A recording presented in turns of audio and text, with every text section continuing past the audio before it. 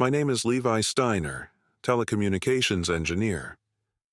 When the Ice Age apocalypse hit, I had 7 days to escape certain death in Montana. The temperature dropped 60 degrees in 24 hours. I watched cities freeze and people die. This is how I survived using skills nobody else had, while uncovering the terrifying truth behind the disaster. Before we start the video, let us know what country you're tuning in from in the comment section below. Perhaps we will make a story there. Let's begin. For those of you watching this, I want to make one thing clear. I'm not a hero. I'm just a guy who happened to have the right skills at the wrong time. My name is Levi Steiner. Most people who knew me before all this called me Deadwatch. It was a nickname I picked up years ago when I managed to get communications back online during a Category 5 hurricane that had knocked out everything across 3 states. My supervisor said even when everything was dead, I kept the watch running. The name stuck. I'm recording this from what I guess you could call a sanctuary, a research facility in northern Arizona where I've been for the past few months. We have power, we have heat, and most importantly, we have a working communications array. That's why I can send this message out to whoever might be receiving it. If you're watching this, it means you found one of our signals. It means you might have a chance. 7 days. That's how long it took for the world, as we knew it, to disappear under ice and snow. 7 days from the first eruptions to the point where most northern cities became uninhabitable. They're calling it a flash ice age now, the fastest climate shift in recorded history. But I'm getting ahead of myself. I worked as a telecommunications infrastructure engineer specializing in remote installations. My job was to keep communications running in places nobody wanted to go. Arctic research stations, disaster zones, military outposts in the middle of nowhere. I climbed towers in blizzards, repaired satellite uplinks during forest fires, and once spent 3 weeks restoring an emergency communications network after a tsunami. I was good at what I did because I understood that in the modern world, information flow was as essential as water or electricity. That's why I'm making this recording. Information is still power, maybe more than ever. People need to know what happened, and they need to know what I discovered during those first 7 days.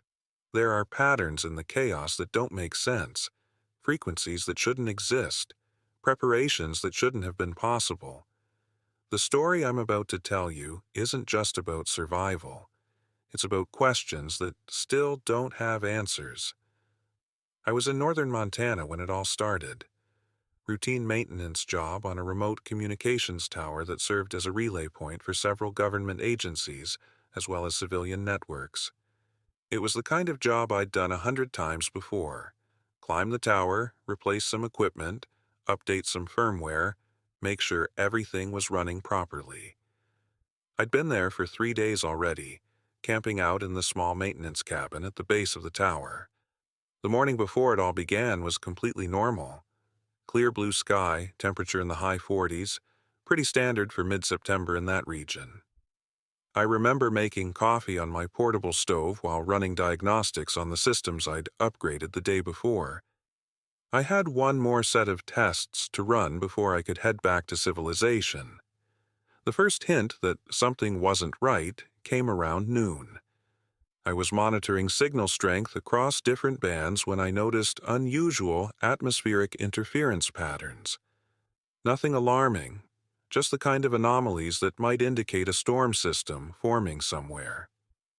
I ran a check against weather reports, but nothing significant was forecast. Then, around 2 in the afternoon, I picked up something strange. One of the government frequencies I was monitoring, something I was cleared to work on but not necessarily to listen to, suddenly lit up with encrypted traffic, much more than usual. Again, not completely unheard of, but unusual enough that I made a note of it in my log. I called my parents that evening. They were research scientists at a climate monitoring station in southern Alaska. My dad, a meteorologist, my mom a biologist studying ecosystem adaptations to climate change. The irony doesn't escape me now.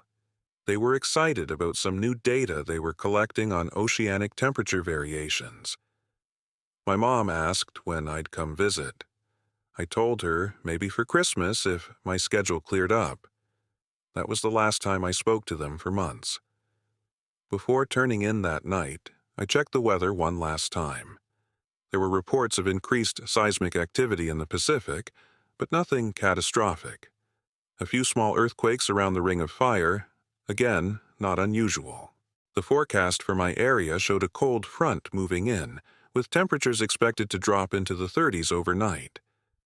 I decided to stay one more day to finish the calibrations rather than pack up in the cold early morning. I fell asleep in my sleeping bag inside that little maintenance cabin, completely unaware that I was experiencing the last normal night the world would know for a very long time. The emergency alerts on my phone woke me up at 4:30 in the morning.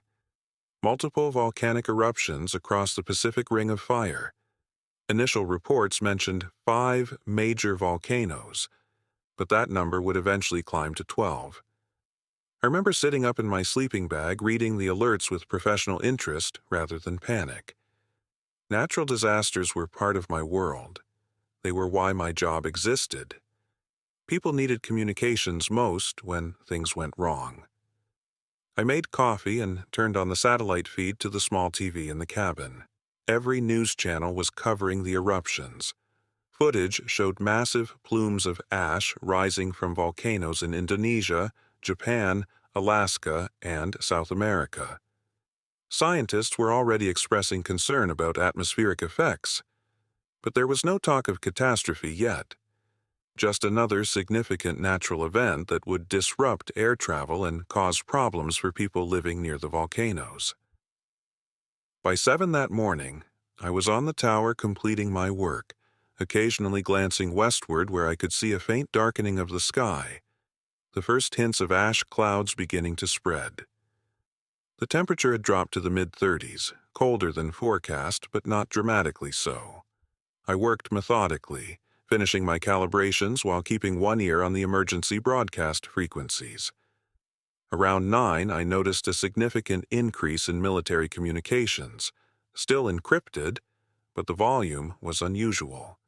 Civilian emergency management channels were also becoming more active.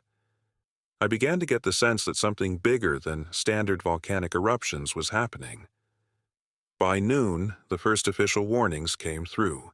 The eruptions had ejected unprecedented amounts of sulfur dioxide and ash into the upper atmosphere.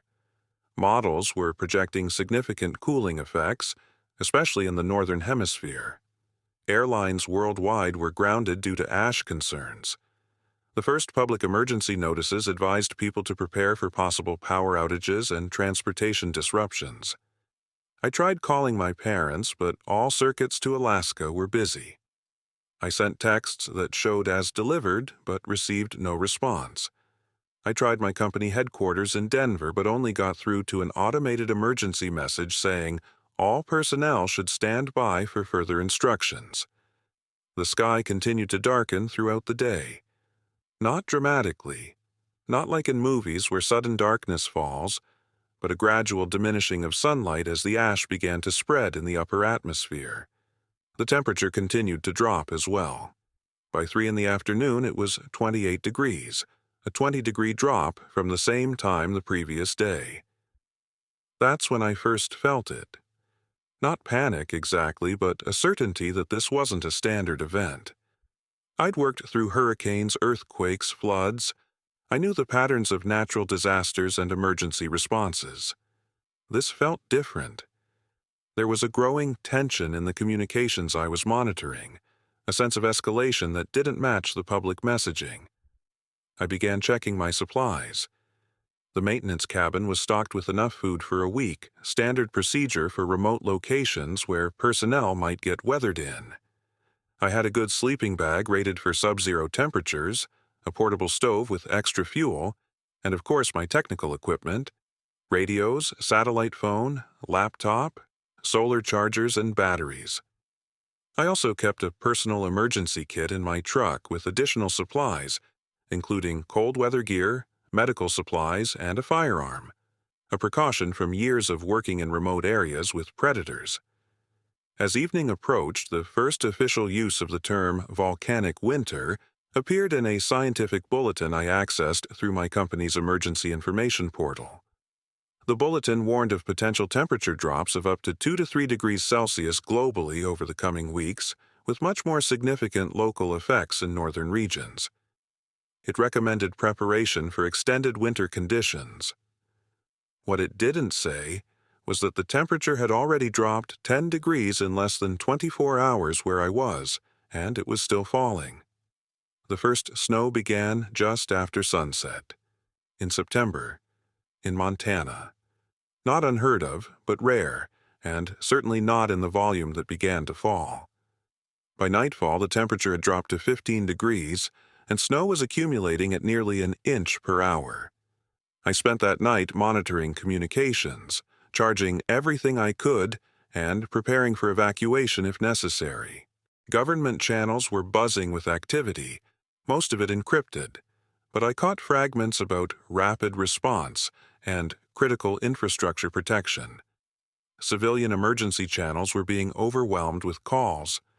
Then, just before midnight, I intercepted a partial transmission that made my blood run cold.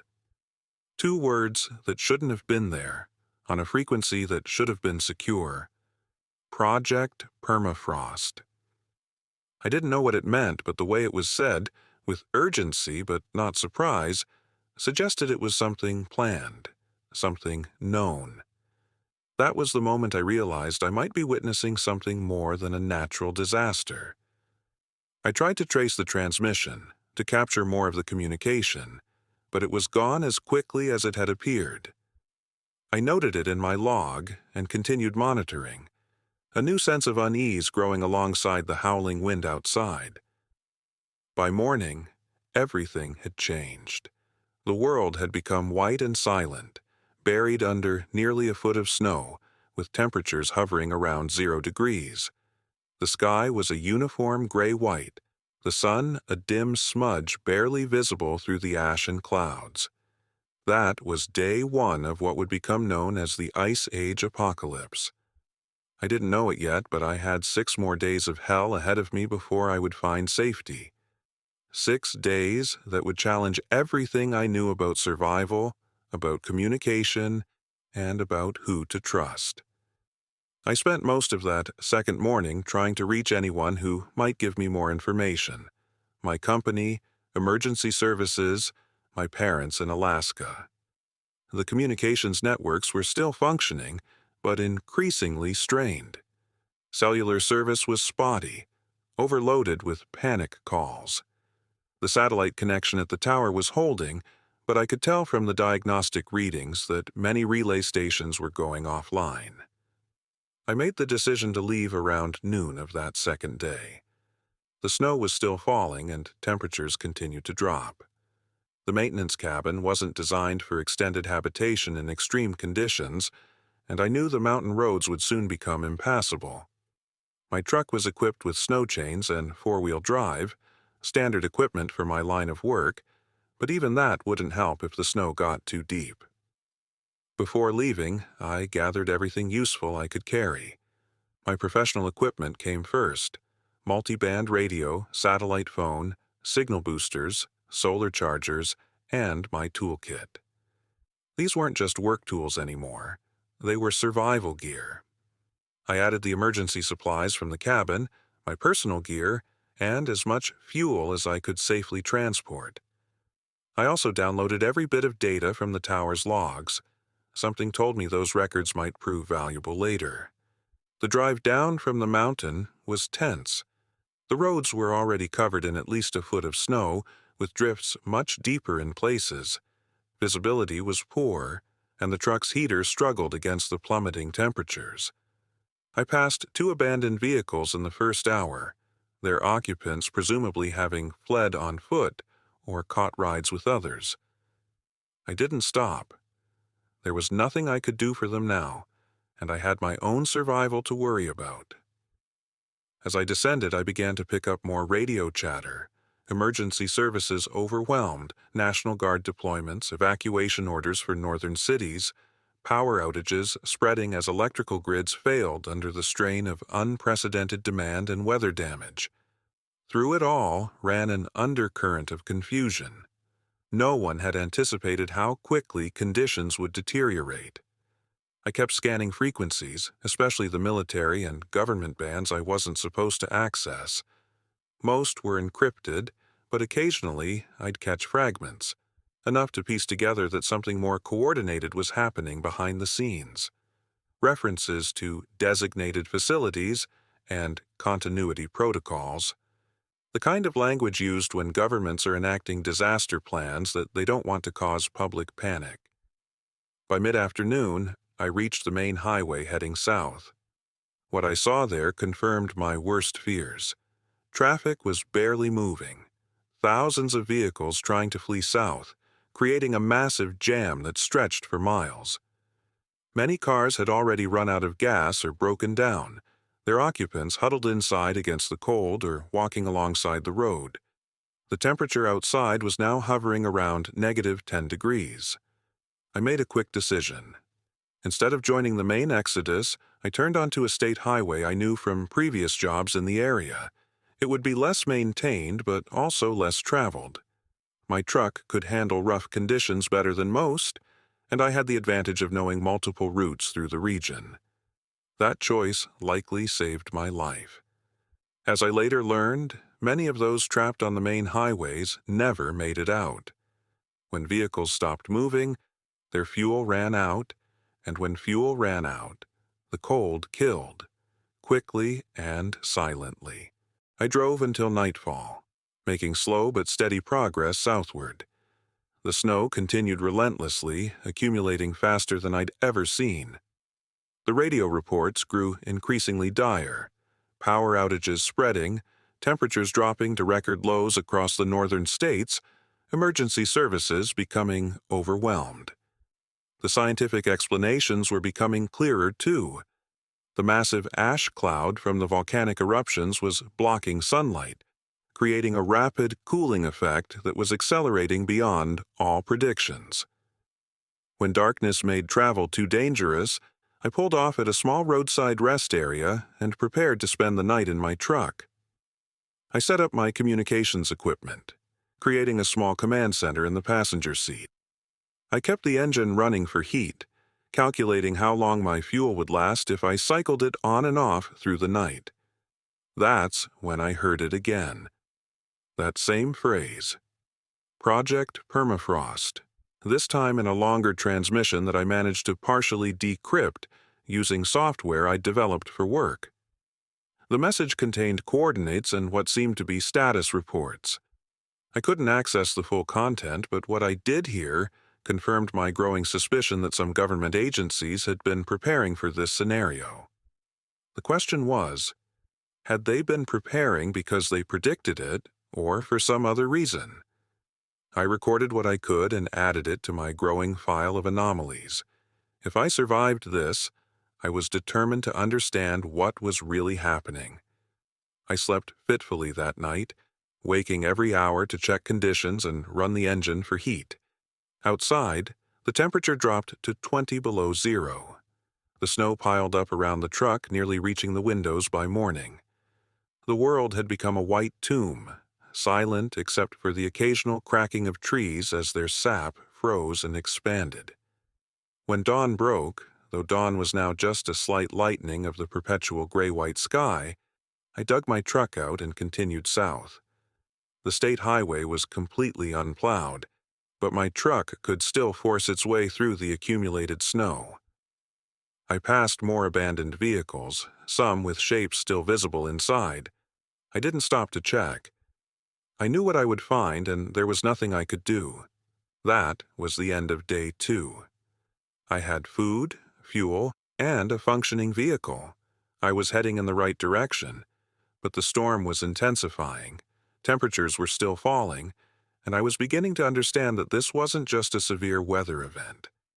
This was an extinction-level threat, at least for those of us in the northern latitudes. and somewhere in the transmissions I was intercepting lay hints that someone might have known what was coming. Day 3 began with a world I barely recognized. The sky had turned a strange yellowish-gray color from the volcanic ash mixing with snow clouds. The temperature read 30 below zero on my truck's external thermometer. Trees were cracking and sometimes falling under the weight of snow and ice. The silence was eerie, broken only by those sounds of nature surrendering to the cold. I continued south on the state highway for about 3 hours before I encountered a significant problem. A bridge ahead had partially collapsed under the weight of snow and ice, making it impassable. I had no choice but to divert toward a small town I knew was about 20 miles east. According to my map, there would be another route south from there. The side roads were even worse than the highway. In some places, I had to use a portable shovel I kept in my truck to clear enough snow to get through. Every time I stepped outside, the cold hit like a physical blow. I had good Arctic gear from my work in remote locations, but even with that, I couldn't stay outside for more than 15 minutes without risking frostbite. It was early afternoon when I reached the town of Miller Creek. Population about 2,000 according to the sign that was now barely visible above a snowdrift. What I found there was my first real look at how society was responding to the crisis. The town was in chaos. The main street was clogged with abandoned vehicles. The gas station had a makeshift barricade around it, with armed men standing guard. The grocery store's windows were shattered, completely looted. Small groups of people huddled around fires built in metal trash cans in the parking lot of what looked like a community center. I approached cautiously, keeping my truck in low gear, ready to reverse if needed. I'd seen disaster zones before in my work, but this felt different. This wasn't just panic. This was the beginning of a new reality where survival meant something very different than it had days before. I parked near the community center, which had a generator running outside, the rumbling sound almost strange after so many hours of silence. I gathered my satellite phone and radio, concealed my sidearm under my jacket but within easy reach, and approached the building. The scene inside was grim but organized. About 100 people had gathered there. Families huddled on mats and sleeping bags. An area had been set up as a medical station, where I could see several people being treated for what looked like frostbite and hypothermia. Town officials had set up a command post of sorts, with maps and a whiteboard tracking resources. When I identified myself as a telecommunications specialist, their attitude changed from suspicion to relief. Their communications had been spotty at best. Cell towers were down, internet was gone, and they had only a basic emergency radio that wasn't picking up much. I spent the next few hours helping them set up a better communication system using some of my equipment. In return, they shared what information they had and allowed me to refuel my truck from their emergency reserve. The news wasn't good. The governor had declared a state of emergency. The National Guard was mobilized but overwhelmed. Power was out across most of the northern part of the state. Temperatures were still dropping. While working on their radio, I overheard a conversation between the town sheriff and what appeared to be the mayor. They were discussing a call the sheriff had received 3 days earlier, before the eruptions, from a federal agency advising them to check their emergency supplies and update their evacuation plans. The sheriff thought it strange at the time but hadn't questioned it. Now he was wondering aloud why they'd gotten that call when no public warnings had been issued. I filed that information away with my other anomalies. Another piece suggesting foreknowledge. As evening approached, I prepared to leave. Some thought I was crazy for not staying, but the small town's resources were already stretched beyond capacity, and I knew they wouldn't last long. I'd seen the food supply they had, counted the number of people, felt the dropping temperature. This wasn't a place to survive long term. Before leaving, I tuned into several emergency frequencies using my equipment and recorded the broadcasts for the town officials. National broadcasts were reporting similar conditions across the northern tier of states. Canada was in even worse shape. Europe was beginning to experience the effects as the ash cloud spread. Scientists were now openly using terms like volcanic winter and mini ice age, but were still suggesting it might be temporary, lasting weeks or months. I knew better. The temperature patterns I was seeing, the speed of accumulation, the darkness of the sky, this wasn't temporary, and those encrypted transmissions suggested some parts of the government knew that too. I left Miller Creek as dusk approached, with new information about road conditions ahead and a more dire understanding of what we were facing. The town sheriff had told me that the main interstate 30 miles south was completely gridlocked and should be avoided. He suggested a route using county roads that might be passable with a vehicle like mine. As I drove away, I looked back at the town in my rearview mirror. People were already challenging the guards at the gas station. A fight had broken out near the grocery store. I suspected that within days, perhaps hours, whatever order remained would collapse entirely. I drove through the night, pushing south while the roads were still passable. The snow continued falling, but my truck was handling it well enough. I kept the radio scanning, catching fragments of emergency broadcasts, military communications, and increasingly desperate civilian calls for help. Around midnight, I picked up a new type of signal, a repeating pattern on a frequency normally used for scientific research. It wasn't voice communication, but a data transmission of some kind. I recorded it, intending to analyze it when I stopped next. The roads became increasingly treacherous as the night wore on. Twice I nearly slid off into ditches that would have been impossible to escape from. The cold was becoming so intense that when I briefly stepped outside to clear ice from my windshield, my breath crystallized and fell like snow. The thermometer now read 40 below zero. By the early hours of the morning, I was forced to stop. Visibility had dropped to near zero in a ground blizzard, and continuing would be suicidal. I found shelter in an abandoned farm equipment store just off the highway. The building was solid, offering protection from the wind, if not from the cold. I brought my essential gear inside and set up a small camp in what had been the store office. Using my portable stove, I melted snow for water and heated a meal for my supplies. Then, I set up my communications equipment and began analyzing the strange signal I'd recorded. What I found sent chills through me that had nothing to do with the temperature. The data, once decoded with software I used for work, contained weather modeling predictions dated 3 weeks before the eruptions. Predictions that exactly matched what was now happening. And embedded in the file was that phrase again, Project Permafrost. I was so focused on my discovery that I almost missed the sound of vehicles approaching outside. Military vehicles, based on the engine noise. I quickly packed my most essential equipment and concealed myself in a storage room at the back of the building. Through a frost-covered window, I watched as 3 unmarked black SUVs pulled up. Men in cold-weather tactical gear but no visible military insignia exited the vehicles and entered the main part of the store. They moved with purpose, searching methodically. They weren't looking for survivors. They were looking for something specific. Or someone. I remained hidden, barely breathing as they searched the building. They found my campsite in the office but seemed more interested in my communications equipment than my supplies.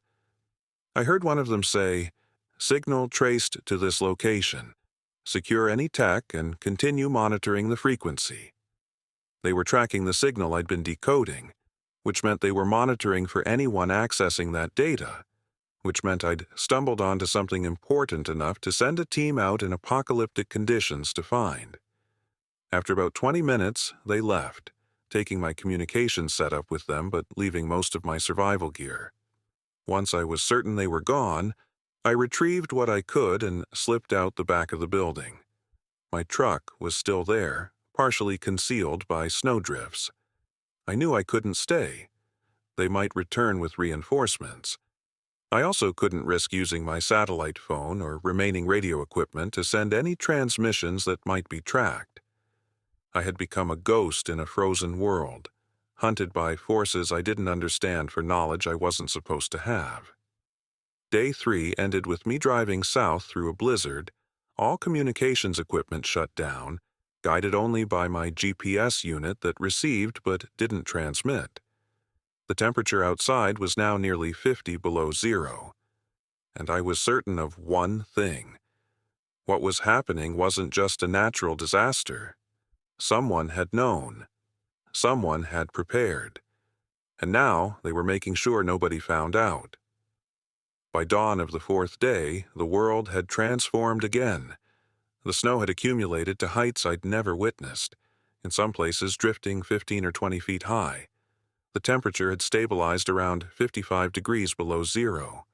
The sky was now a uniform white gray, the sun completely obscured. It wasn't day or night anymore. It was just varying degrees of twilight. I had driven through the remainder of the night, avoiding main roads and staying off any route that might be monitored. Without my communications equipment, I felt half blind, but I knew using it would risk drawing attention from whoever had tracked me at the farm store. I'd kept one small radio receiver, which I used sparingly to monitor emergency broadcasts without transmitting anything myself.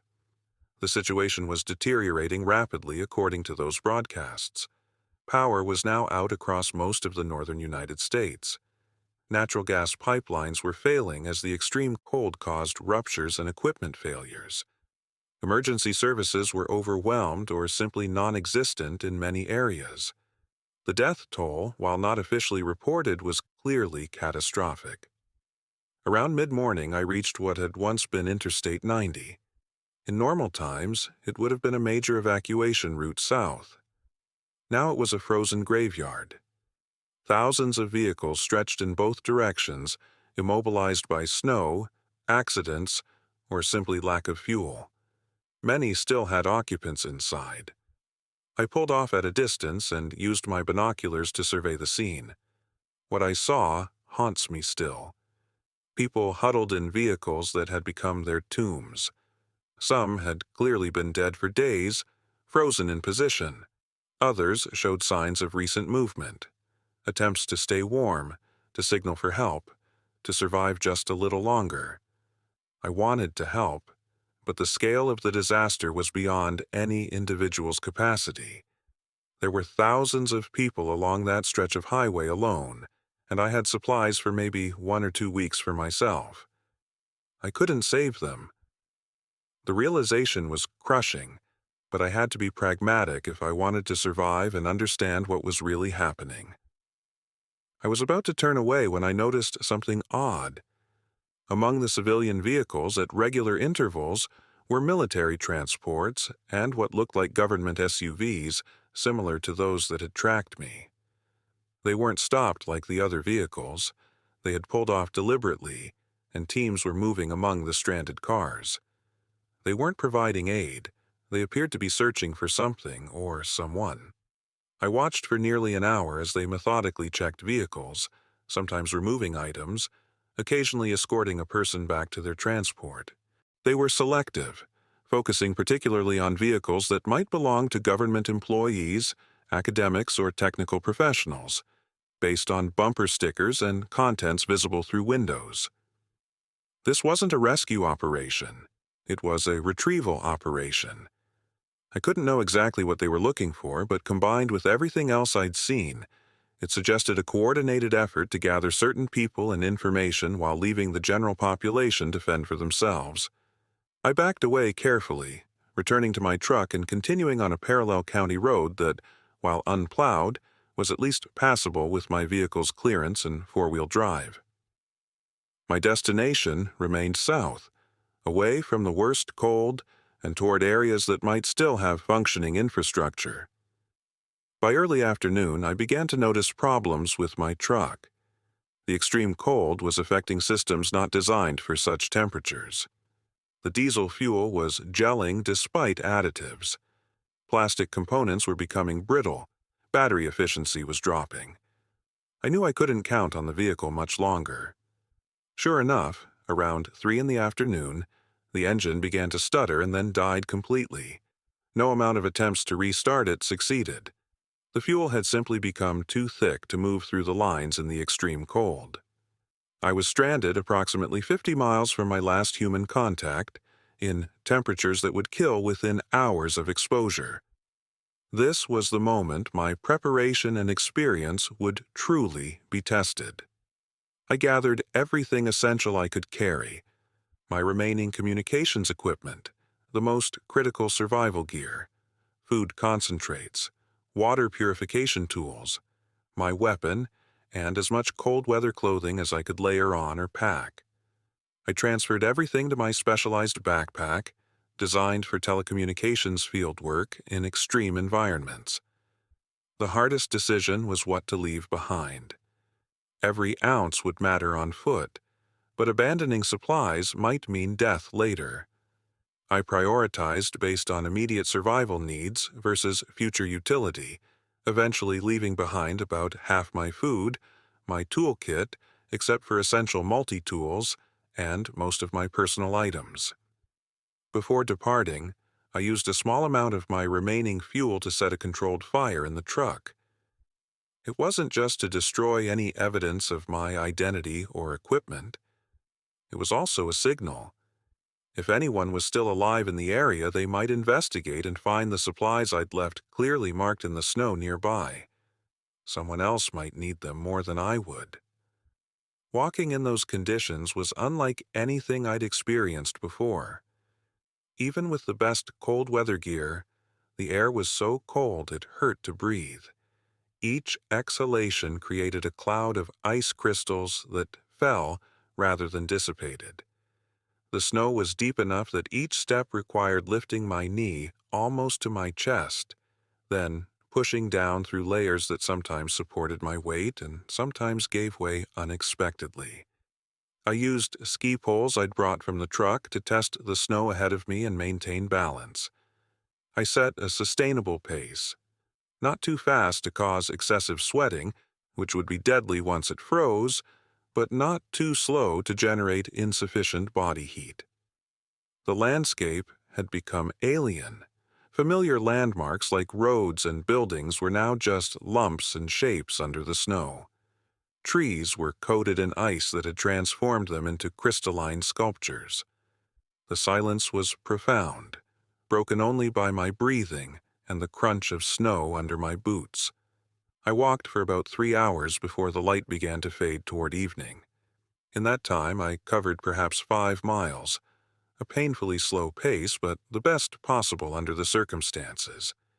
I needed shelter before dark, or the dropping nighttime temperatures would kill me regardless of my gear.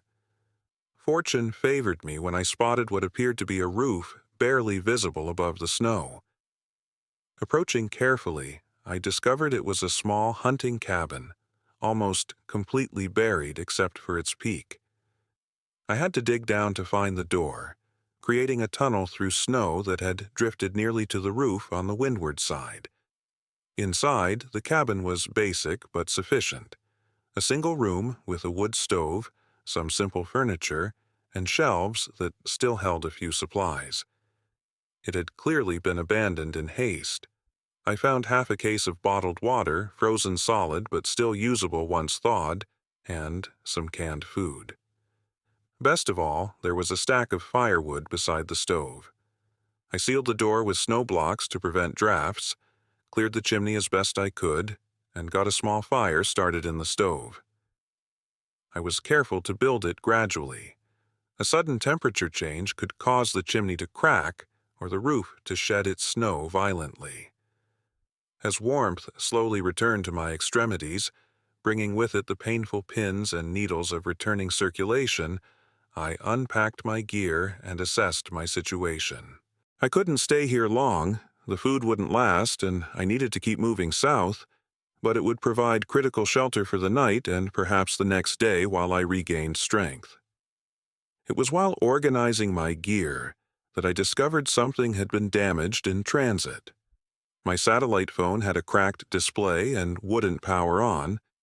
That left me with just the small radio receiver and a handheld GPS unit that was still functioning, but showed low battery. My digital isolation was nearly complete. That night, with the wood stove providing just enough heat to keep the cabin above freezing, I listened to the radio, scanning for any useful information. Most emergency broadcasts had stopped. Either the transmitters had failed, or there was no one left to operate them. I did pick up a few automated messages from what seemed to be military frequencies, status reports and coordinates with no context I could discern. Just before I fell asleep, the radio picked up something unusual. A clear, strong signal on a frequency normally used for scientific research. It wasn't voice, but a digital transmission of some kind. Without my decryption equipment, I couldn't interpret it, but the strength and clarity suggested a powerful transmitter with its own independent power source. Someone with significant resources was still able to broadcast in this frozen wasteland. I noted the frequency and turned off the radio to conserve its battery. Tomorrow I would need to continue south, toward whatever remained of civilization, carrying with me the growing certainty that what had happened wasn't simply a natural disaster. The coordinated responses, the selective retrievals, the encrypted communications about Project Permafrost, dated before the eruptions, all pointed to something more deliberate.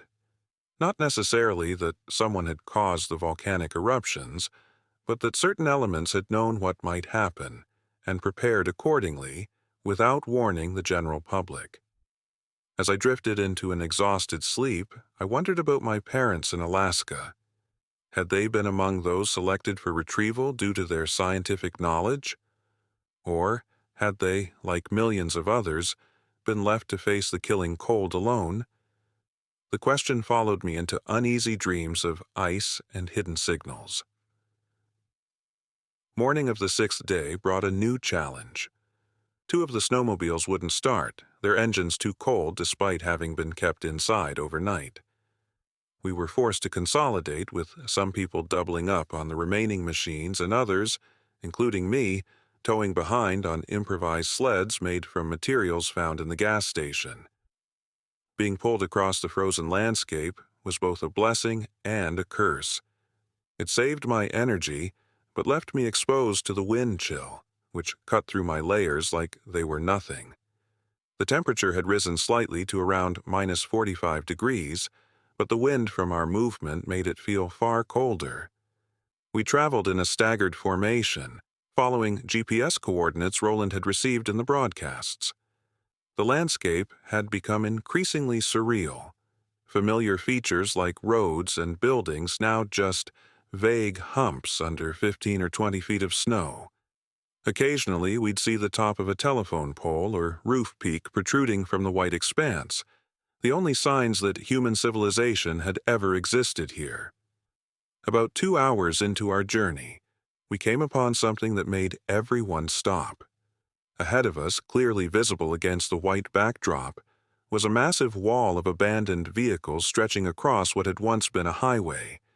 Hundreds, maybe thousands of cars and trucks, packed so tightly together they formed a nearly solid barrier, and hanging from poles mounted on some of the vehicles were dark shapes, human bodies, frozen solid. "Warning markers," Roland said grimly when I pulled up beside him. "Someone's claiming territory." It was a tactic I'd seen in conflict zones, using the dead to warn away outsiders.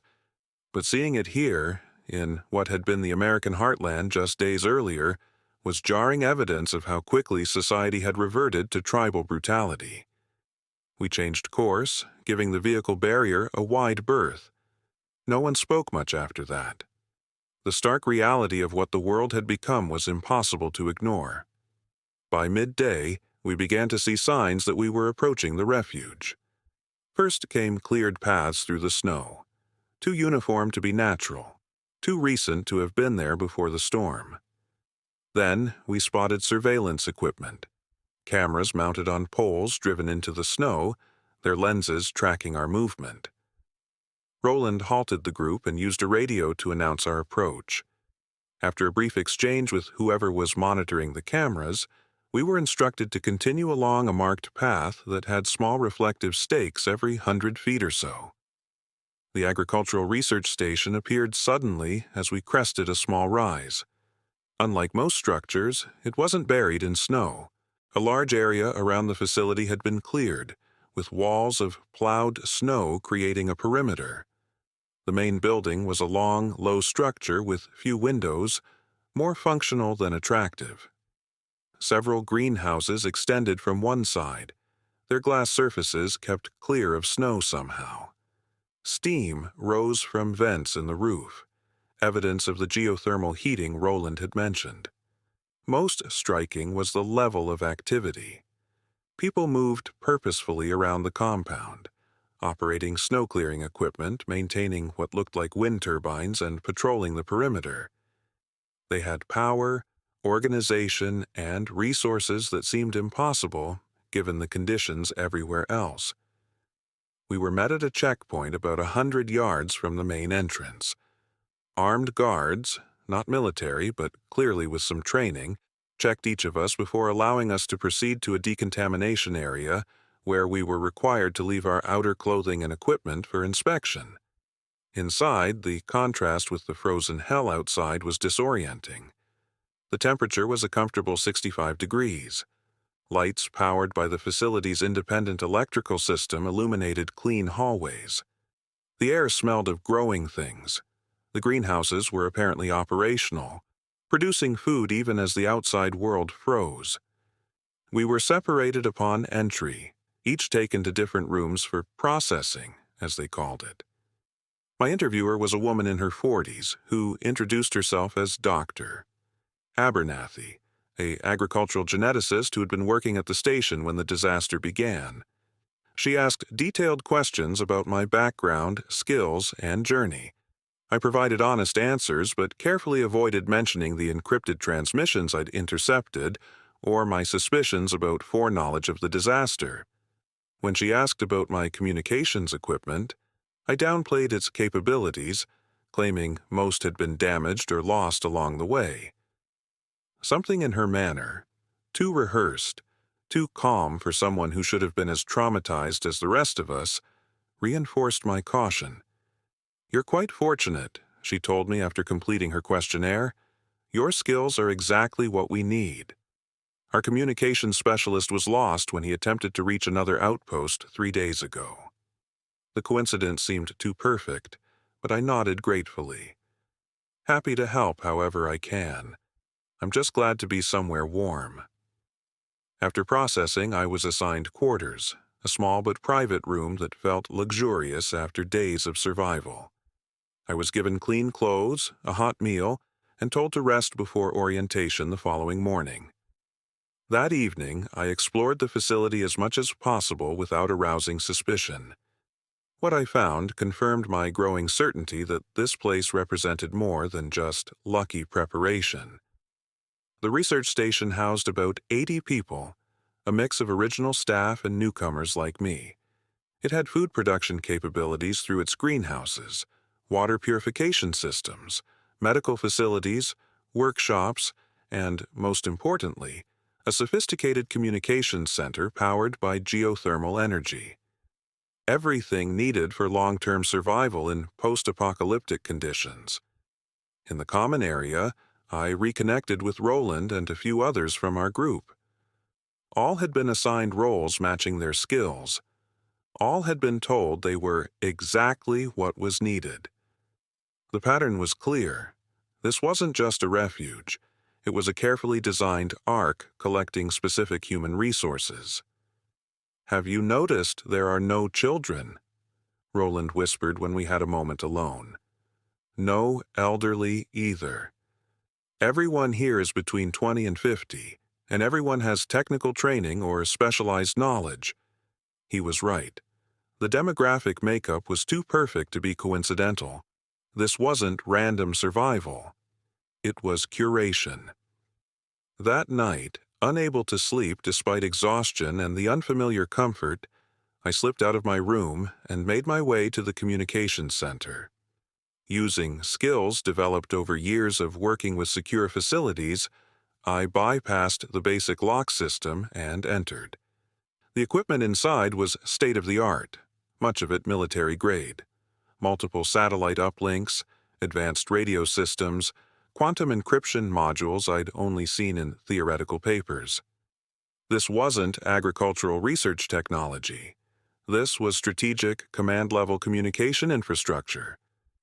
I carefully accessed one of the terminals, making sure to leave no trace of my presence. What I found in the logs confirmed the worst of my suspicions. The facility had been receiving regular updates about volcanic activity for months before the eruptions. There were detailed contingency plans, supply calculations, personnel requirements, all dated well before any public warning. Most damning was a file labeled Project Permafrost, Phase 1 Completion Report, dated 1 week before the first eruption. I couldn't access its contents without risking detection, but the name alone connected everything I'd been seeing. I was about to log off when an incoming transmission alert appeared. Without thinking, I opened it. The message was brief and encrypted, but the header was clear. To all permafrost stations from command. Phase 2 initiation confirmed.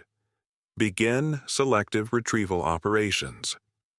I exited the system immediately and returned to my room, mind racing with implications. This facility, and presumably others like it, hadn't just been prepared for the disaster, they were part of an organized response to it. The selective retrieval mentioned in the message had to be connected to the teams I'd seen searching vehicles on the interstate. I needed to know more, but I also needed to be careful. My arrival and assignment to the communications center couldn't be coincidental. Either I was being tested, or they genuinely needed my skills and didn't realize what I already knew. As I lay in bed planning my next move, a facility-wide announcement reported a new group of survivors approaching from the north.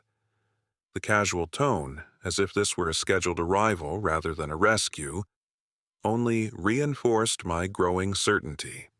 This wasn't a refuge from the apocalypse, it was part of whatever had caused it.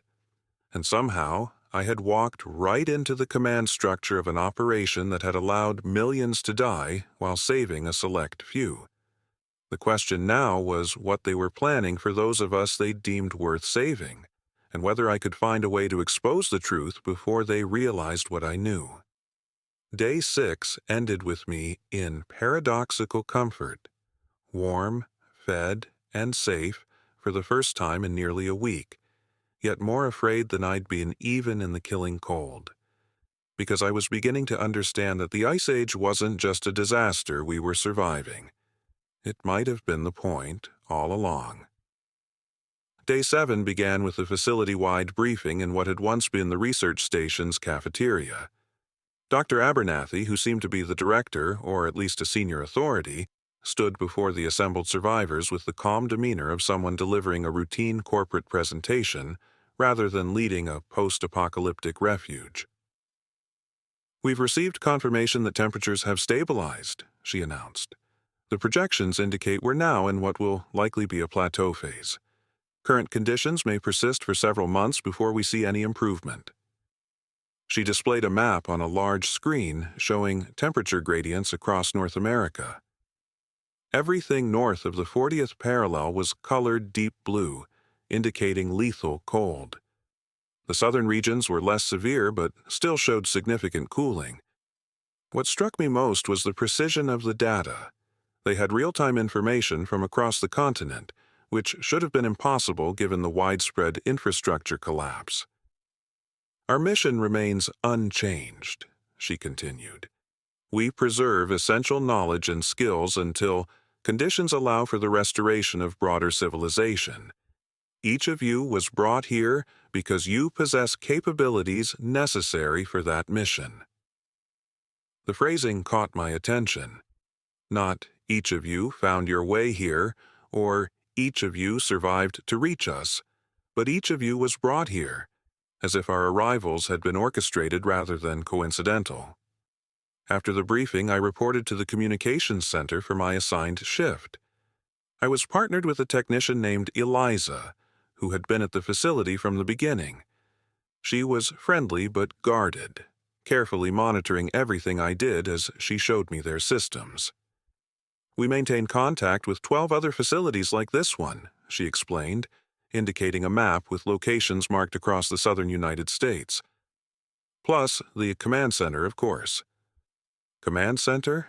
I asked casually.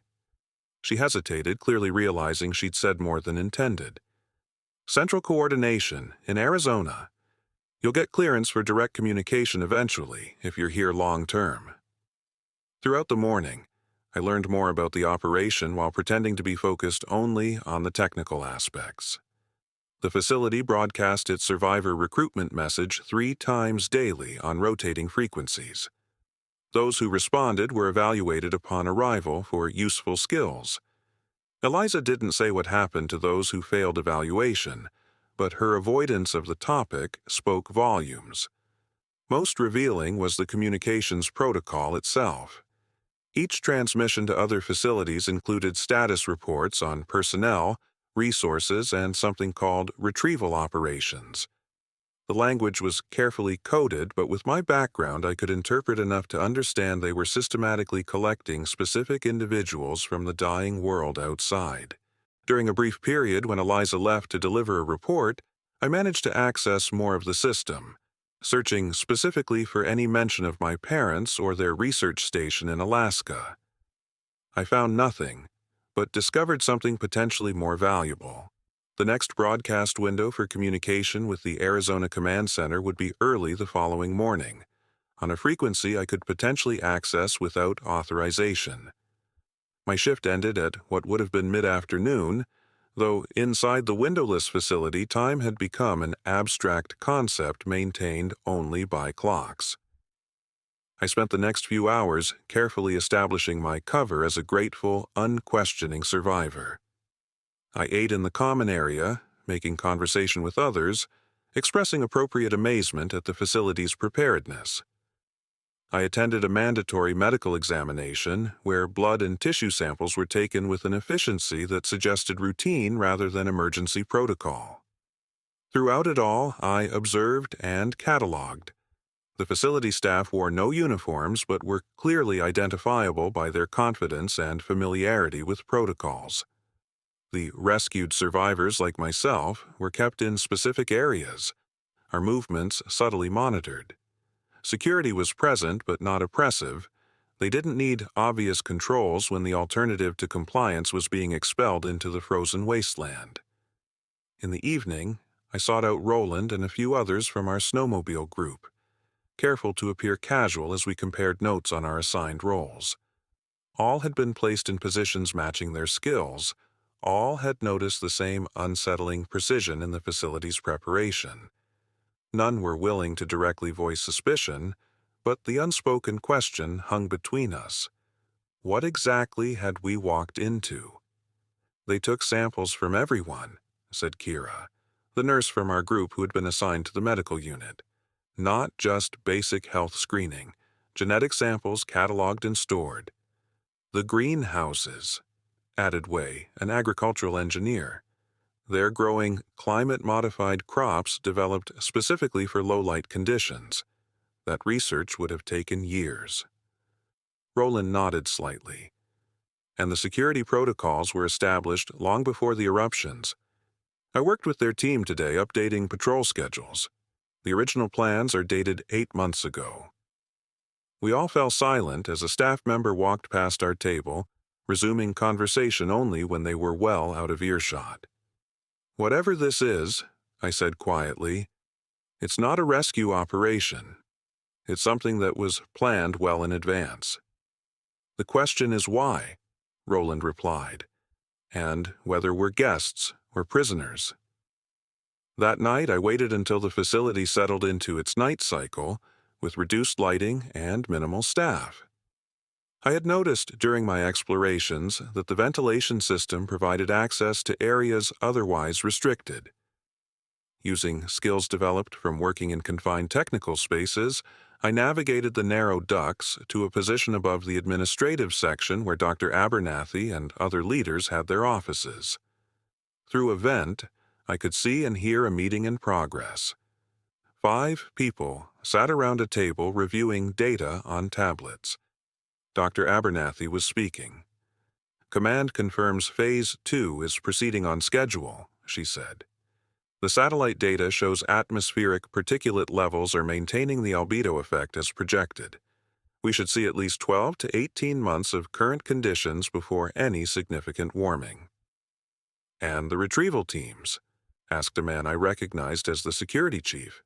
"78% recovery rate on priority targets," she replied. "Better than expected given the conditions. The remaining targets are either confirmed casualties or unlocatable." "What about the Moscow facility?" "Any contact?" asked another staff member. Dr. Abernathy shook her head. "No communication since day 3. We have to assume they didn't achieve sustainability. Beijing and New Delhi are operational but reporting significant resource challenges. European stations are all online." They continued discussing technical details, power consumption rates, food production metrics, water recycling efficiency, with the detached precision of managers reviewing quarterly results rather than people discussing global catastrophe. Then the conversation turned to the integration protocols for new arrivals.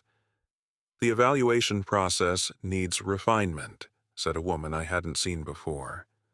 "The last group included 3 individuals with limited long-term utility. We can't afford carrying excess population." "The protocols were clear from the beginning, Doctor," Abernathy responded firmly. "We're not just preserving technical capability.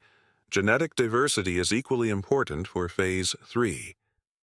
"Speaking of which," the security chief interjected, "the pairing algorithm results are ready for review. Recommendations for optimal reproduction combinations based on the current population." I felt my blood go cold at the casual way they discussed selectively breeding the survivors. This wasn't just about riding out an environmental disaster. They were planning the systematic rebuilding of humanity according to some predetermined design. I had heard enough. I carefully retreated through the ventilation system, returning to my assigned quarters to process what I'd learned. The picture was becoming clearer and more disturbing. The facility, and presumably others like it around the world, represented not just preparation for disaster, but a coordinated plan to use that disaster as a reset button for civilization itself. The question that haunted me was whether they had merely predicted the volcanic eruptions or somehow influenced them. The precision of their preparation suggested foreknowledge beyond what could be explained by scientific forecasting alone. I knew I needed to access the secured communications with the Arizona Command Center. Whatever the full truth was, it would be found there. Not in this satellite facility operating on limited information. I slept fitfully that night, my mind racing with plans and contingencies. I woke before the facility's artificial dawn, preparing carefully for what might be my only chance to discover the truth and potentially share it with others. I dressed in the facility-provided clothing, but concealed beneath it the few personal items I had managed to keep. My multi-tool, a small data storage device, and most importantly, the specialized communications device I had built years ago for accessing restricted frequencies in emergency situations. When my morning shift in the communications center began, I was ready. Eliza was scheduled to work with me again, but I had overheard her being reassigned to help with the integration of new arrivals who had reached the facility overnight. I would have perhaps 30 minutes alone before her replacement arrived. I moved quickly once alone, accessing the system using credentials I had carefully observed the day before. The scheduled communication window with the Arizona Command Center would open in exactly 7 minutes. I prepared the secure channel while simultaneously setting up my own device to intercept and copy the transmission. It was a risk. If detected, the unauthorized access would immediately identify me as a threat. But I needed concrete evidence of what was happening. The connection established right on schedule. Data began flowing. Status reports, resource allocations, personnel transfers. I filtered through it rapidly, looking for anything that might explain the ultimate purpose behind Project Permafrost. There it was, a file labeled Executive Summary, Project Permafrost Genesis and Objectives. I initiated the download to my concealed device, watching anxiously as the progress bar slowly advanced. 92%, 95%, 98%. The door to the communications center opened. I quickly switched screens, but not quickly enough. The security chief stood in the doorway, his expression hardening as he took in the situation. "Step away from the console, Steiner," he said calmly, hand moving to the weapon at his hip. I had no choice but to comply. My device showed the download had completed, but there was no way to retrieve it without revealing its existence. "Dr. Abernathy would like to speak with you," he continued, gesturing for me to precede him out the door. I was escorted to what appeared to be an interrogation room, small, windowless, with a single table and 2 chairs. Dr. Abernathy was waiting, a tablet in front of her displaying my personnel file alongside security footage of my movements throughout the facility. "You've been quite busy," she said, her tone conversational despite the circumstances. "Accessing restricted areas, monitoring staff meetings, attempting to intercept classified communications. I'm curious what you hope to accomplish." I decided directness was my only viable approach. "I want to know the truth about Project Permafrost, about how you knew the eruptions would happen, about why certain people were selected for survival while millions were left to die." She studied me for a long moment before responding. "Your background in telecommunications infrastructure made you valuable enough to include, despite your suspicious nature. That same background has unfortunately given you tools most survivors lack." "You didn't answer my questions," I said. "No, I didn't," she agreed, "and I won't, because you've misunderstood your position here. You are not an investigator. You are a resource. Your skills, your knowledge, your genetic material. These are assets for the reconstruction that will follow this necessary reset." "Necessary?" The word caught me. "You're saying this was intentional?" Her expression remained impassive. "I'm saying that you have a choice to make. You can accept your role in building what comes next, or you can continue this futile investigation and be classified as non-essential personnel." The threat was clear. Comply or be expelled, or worse. "Think carefully," she continued, rising from her seat. "You'll have until tomorrow morning to consider your position. I suggest you use that time wisely." She left me alone in the room, though I had no doubt I was being monitored. After about 20 minutes, a guard escorted me back to my quarters, now clearly a cell with the door locked from outside. I sat on the edge of the bed considering my options. Through the thin walls, I could hear activity in the facility, the regular operations continuing unaffected by my detention.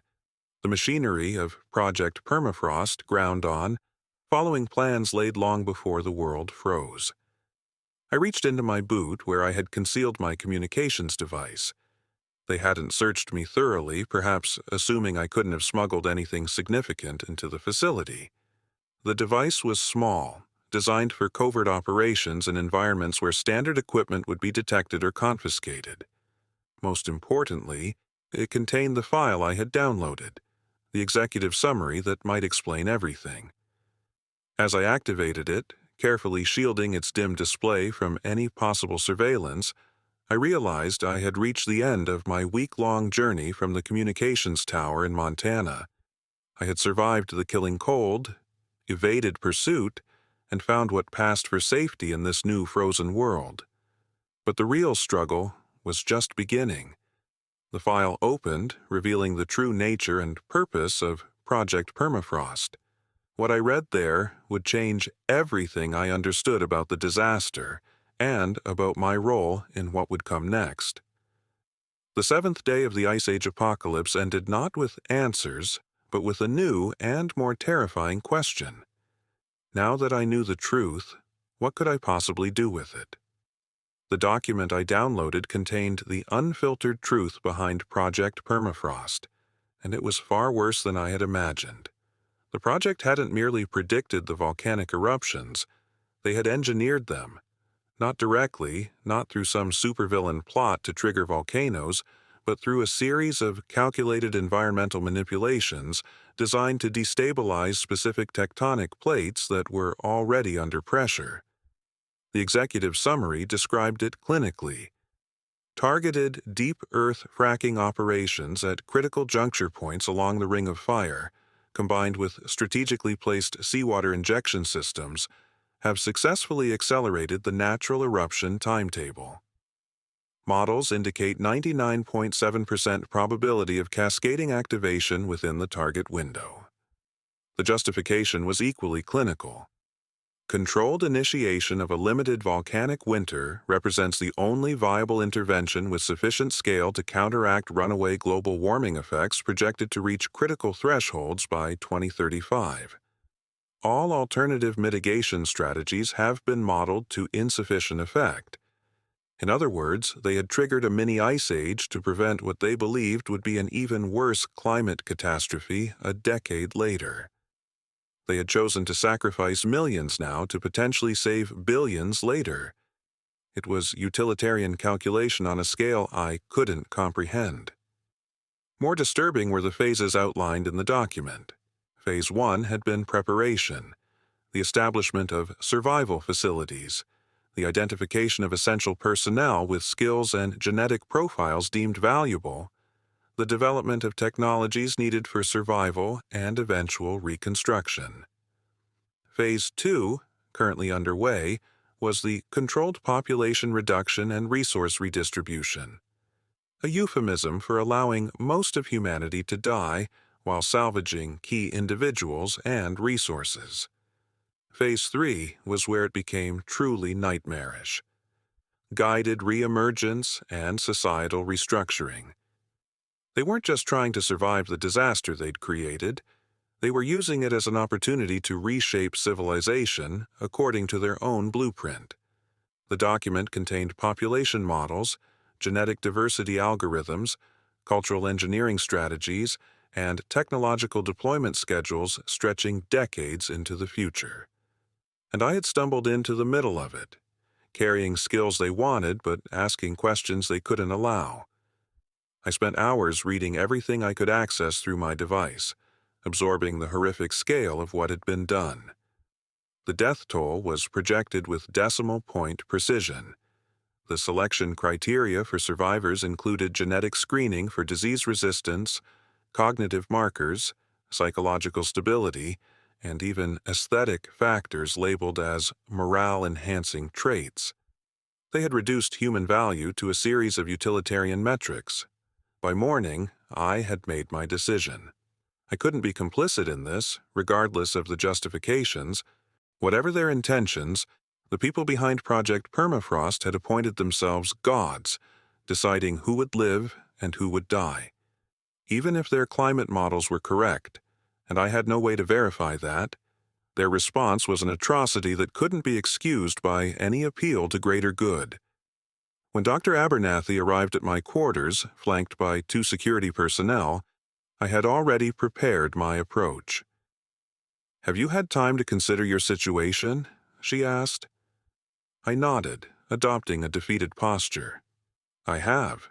You're right. Fighting against this is pointless. Whatever I might think about how this happened, the reality is that survival now depends on cooperation." The skepticism in her expression was clear, but also a hint of relief. They needed my skills, after all. "A pragmatic decision," she said. "You'll remain under supervision, of course, until we're confident in your commitment. But your expertise in telecommunications is too valuable to waste." "I understand," I replied. "I just want to be useful, to have a purpose in whatever comes next." It wasn't entirely a lie. I did want purpose, just not the one they had planned for me. Over the next 3 days, I performed exactly as expected. I worked in the communications center under constant supervision, applying my expertise to strengthen their connections with other facilities. I behaved as the model convert, expressing appropriate gratitude and dedication. I carefully avoided contact with Roland or others from our group who might be under similar surveillance. All the while, I was watching, learning, and planning. The facility operated on precise routines. Security shifts changed at specific times. Systems underwent maintenance on regular schedules. And most importantly, there were still communications protocols that hadn't been designed with internal threats in mind. On the 4th day after my detention, I found my opportunity. A scheduled system update required taking the main communications array offline for 30 minutes. During this window, they would switch to a backup system with more limited capabilities. The transition created a brief moment when security protocols would reset, a vulnerability I had discovered while ostensibly improving their systems. When the moment came, I executed my plan with the calm precision I developed through years of working in high-pressure situations. While appearing to monitor the transition, I introduced a subtle modification to the authentication protocols. Nothing that would trigger immediate alarms, but a change that would give me administrator access once the system reactivated. That night, when the facility entered its reduced activity cycle, I used my hidden device to access the now compromised system remotely from my quarters. First, I located and disabled the surveillance in my room. Then, I began the real work. Project Permafrost relied on communication and coordination. The facilities needed constant contact to manage resources, transfer personnel, and implement their plans for guided reemergence. If that communication were disrupted, or better yet, if accurate information about the project's true nature were introduced into those channels, the carefully orchestrated control might fracture. I created a data package containing everything I had learned: the executive summary, the selection criteria, the population models, all of it, and embedded it with a propagation routine designed to spread through their secure channels. Each facility would receive what appeared to be a standard update from command, but would actually contain the unvarnished truth about Project Permafrost. I had no illusions about single-handedly bringing down their operation, but I could introduce uncertainty, dissent, perhaps even conscience into a system built on cold calculation. And in the confusion, I might find a way to escape. The most difficult part was crafting a message to accompany the data. It needed to be compelling enough that recipients would review the information before dismissing it as sabotage. I settled on simplicity. To all personnel at Permafrost facilities, you have been told partial truths to secure your compliance. Review the attached documents to understand the full scope of what you are participating in. Then ask yourself, who gave these people the right to decide the future of humanity? And what happens when you are no longer deemed essential to their plans? I set the message to deploy in 6 hours, enough time for me to attempt an escape before the inevitable lockdown. My plan relied on timing and the facility's own redundant systems. During the morning shift change, the security coverage would have a brief gap in the northeast quadrant, where the heating system maintenance access led to the surface. I had mapped it during my explorations through the ventilation system. I gathered what supplies I could without drawing attention: extra food from my rations, medical supplies I'd managed to pocket during checks, and, most importantly, communications equipment I'd been working with. The outside world was still a frozen hell, but I'd survived it once. I could do so again, especially now that I had a specific destination in mind. The executive summary had mentioned one facility that wasn't fully integrated into the Project Permafrost command structure, a research station in northern Arizona that had been included late in the planning due to its geothermal capabilities, but whose leadership had expressed philosophical reservations about certain aspects of the project. It was designated a Phase 3 evaluation contingency, bureaucratic language that I interpreted to mean they weren't fully on board with the master plan. It was a long shot, but it represented the only potential allies within reach. The facility was approximately 200 miles southwest of my current location, a journey that would be nearly impossible on foot in these conditions, but I had observed that the facility maintained snowmobiles for perimeter patrols. If I could secure one, I might have a chance. As the facility began to wake for its morning cycle, I made final preparations. I dressed in layers, concealing as much extra clothing as possible without restricting movement. I hid my device in the data storage containing my evidence in a waterproof pouch secured against my body. I prepared mentally for what would likely be another life-or-death journey through the frozen landscape. The moment came precisely as calculated. The shift change began, security personnel moved to their assigned handover locations, and the maintenance team unlocked the heating system access for their daily inspection. I moved quickly through the corridors, timing my progress to avoid the regular patrols, using service passages where possible. I reached the maintenance access without incident and slipped through behind a technician, careful to stay in his blind spot until he moved deeper into the system. Then, I diverted to the emergency exit ladder I had identified during my research, a required safety feature that led to the surface. The climb was longer than expected, nearly exhausting me before I reached the hatch at the top. I paused, gathering strength for what would come next. Once I opened that hatch, I would be committed. There would be no return to the safety of the facility regardless of what awaited outside. I pushed the hatch open and was immediately struck by the cold, impossibly more intense than I remembered despite my previous experiences.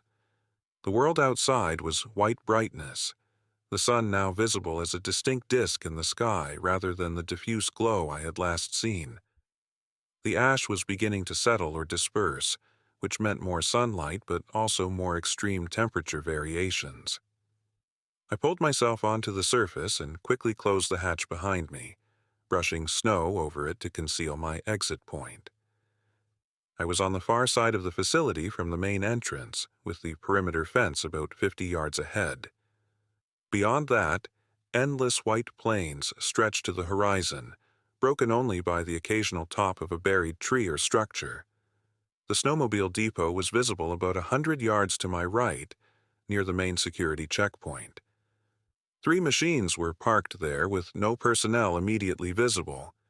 It would mean crossing open ground, but there was no alternative. I would never survive the journey on foot. I moved along the edge of the cleared area, using snow berms for cover where possible. The cold was already seeping through my layers, despite the relatively advanced cold weather gear I'd accumulated. I would have perhaps 10 minutes of effective movement before the exposure began to impair function. I was halfway to the depot when alarms began blaring from the facility. They had discovered either my absence or my data infiltration, perhaps both. The response was immediate. Security personnel emerging from doorways, taking up positions along the perimeter. I pressed myself into a depression behind a snow berm, weighing options that were rapidly diminishing. Direct access to the snowmobiles was now impossible. But the alarm had created unexpected movement, including the arrival of a supply vehicle at the main gate. It was some kind of modified snow transport with treads instead of wheels and an enclosed cab. The driver was outside, showing identification to the security checkpoint. I changed course immediately, using the distraction of the alarm to approach the vehicle from its blind side. The driver was focused on the security personnel, who were focused on securing the perimeter. No one was watching the far side of the transport. I reached the vehicle and slipped underneath, using my experience with mechanical systems to quickly identify and access the maintenance panel beneath. Within seconds, I had created a manual override for the ignition system, a trick I'd learned years ago during work in regions with high vehicle theft. Then I waited, controlling my breathing in the bitter cold, watching feet move around the vehicle as the driver completed whatever business had brought him to the facility. Minutes passed, feeling like hours as the cold sapped my strength and the alarms continued. Finally, the driver returned, the engine started, and the vehicle began to move. I clung to the undercarriage knowing I would have only one chance to make this work. The vehicle approached the perimeter gate, which opened to allow it through. As soon as we were past the security checkpoint, I activated the override, causing the engine to stall suddenly. The driver exited to check the problem. The moment he was at the front of the vehicle, I emerged from underneath, circled around the back, and entered the cab. Before he realized what was happening, I had restarted the engine with my override and was accelerating away. Shouts and what might have been gunshots followed, but I was already increasing the distance, pushing the vehicle to its maximum speed. The transport was designed for snow conditions and moved more efficiently than I had dared hope. Within minutes, the facility was just a speck behind me, and I was once again alone in the white wasteland. I allowed myself one glance back at what had briefly been shelter before focusing entirely on what lay ahead.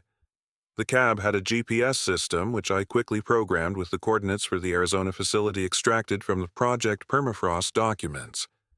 The unit calculated a journey of approximately 18 hours given the conditions and vehicle capabilities.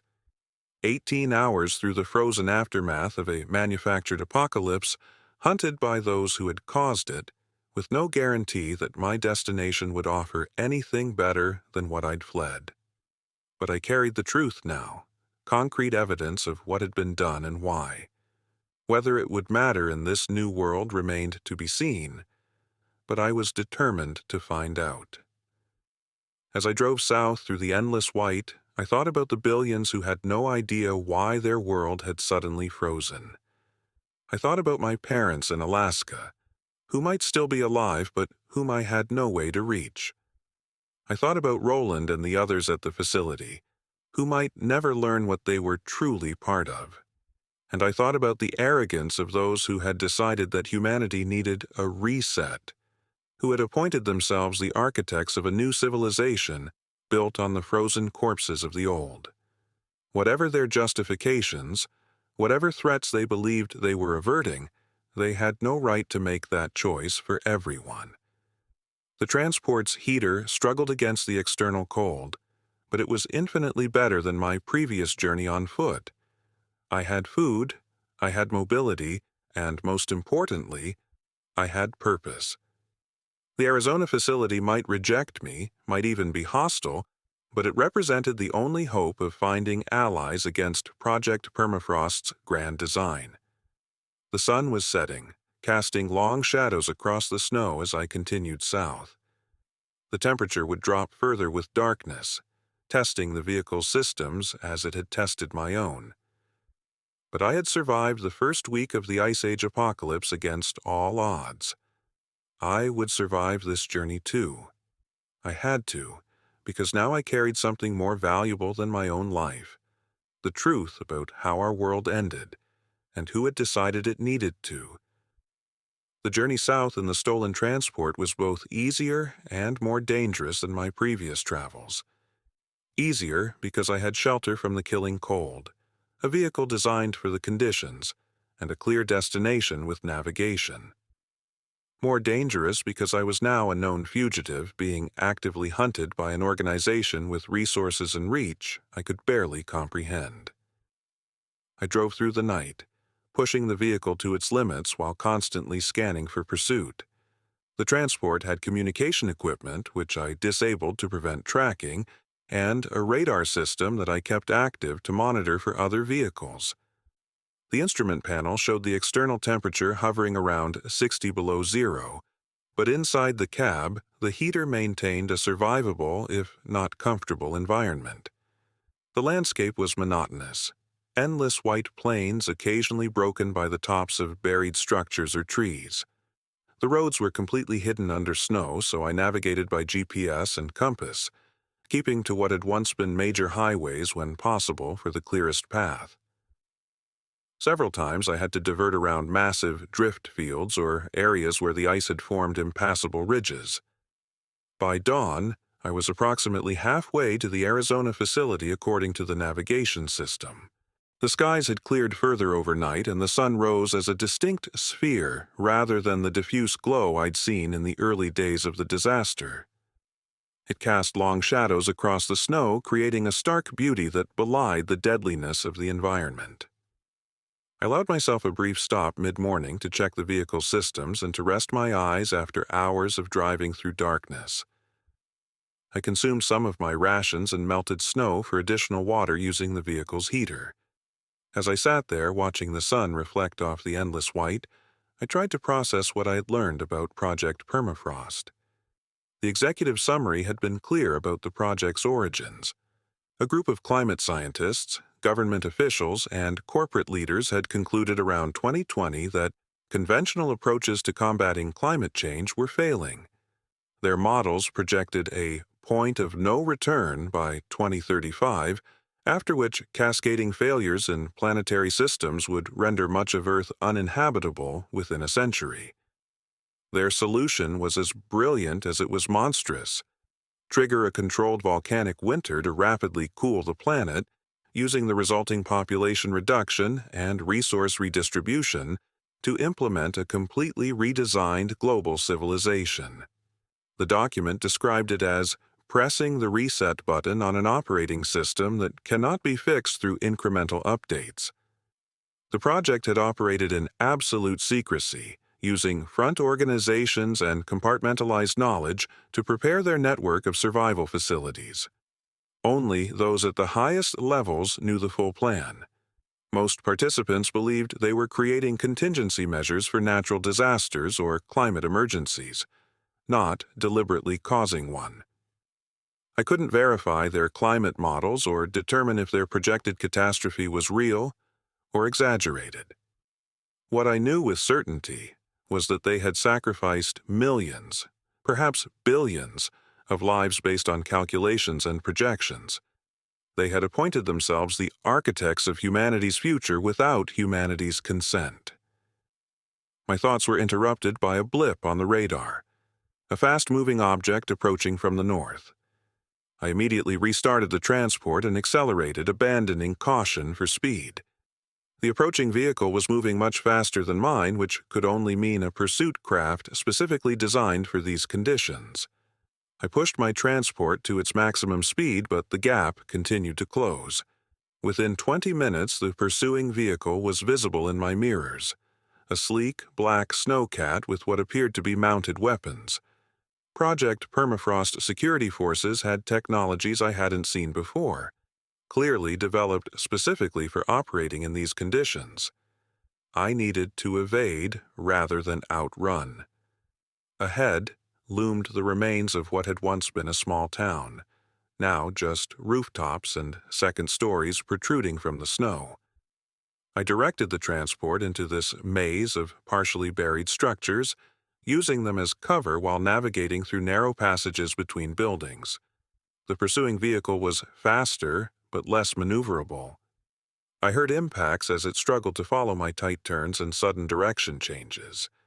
I used every trick I'd learned from years of working in hazardous environments, calculating clearances and structural weaknesses on the fly. The chase continued for nearly an hour through the buried town. I damaged my transport several times, scraping against hidden obstacles or misjudging clearances, but kept it moving. The pursuing vehicle took heavier damage, its greater speed working against it in the confined space. Eventually, I found what I was looking for, a semi-collapsed structure creating a narrow passage that my vehicle could barely navigate. I gunned the engine and squeezed through, hearing the screech of metal as the transport's sides scraped against the constriction. Behind me, the pursuing vehicle attempted to follow but became wedged in the passage, its engine revving futilely. I didn't wait to see if they could extract themselves. I continued south, now with a damaged transport that leaked hydraulic fluid and made alarming noises when turning left. The navigation system showed I was still about 8 hours from the Arizona facility, and I had no way of knowing if more pursuit was on the way. By mid-afternoon, the transport systems were deteriorating rapidly. The heater was failing, allowing the cold to seep into the cab. The steering had become increasingly unpredictable as hydraulic pressure dropped. I knew the vehicle wouldn't last much longer. Providence arrived in the form of a small convoy visible on the horizon, 3 snowmobiles traveling together on what had once been an interstate highway. I approached cautiously, uncertain if they were connected to Project Permafrost or simply other survivors. I halted at a distance and observed through binoculars. They appeared to be civilians, heavily bundled in mismatched cold weather gear rather than the uniform equipment of permafrost security. Still, caution was essential. I positioned my failing transport behind a snow berm and approached on foot, moving from cover to cover until I was within earshot. Their conversation confirmed they weren't permafrost operatives, just survivors making their way south on salvaged snowmobiles. I revealed myself slowly, hands visible, explaining I was a telecommunications specialist whose transport had been damaged. Their initial suspicion was understandable in a world where trust had become a luxury few could afford. The leader, a woman named Sonia who had been a wilderness guide before the disaster, questioned me thoroughly about my journey and destination. I provided a version of the truth, that I had been at a research facility which turned out to be less than humanitarian in its operations, and was making my way to another facility in Arizona that might be more aligned with actually helping survivors. I didn't mention Project Permafrost specifically, or the stolen data I carried, not until I could be certain of their allegiances. Sonia and her group, 6 people in total sharing 3 snowmobiles, had heard rumors of organized facilities surviving the freeze. They, too, were heading south, following broadcast directions similar to those that had led me to the first facility. After conferring among themselves, they agreed to let me join them, provided I could offer something of value.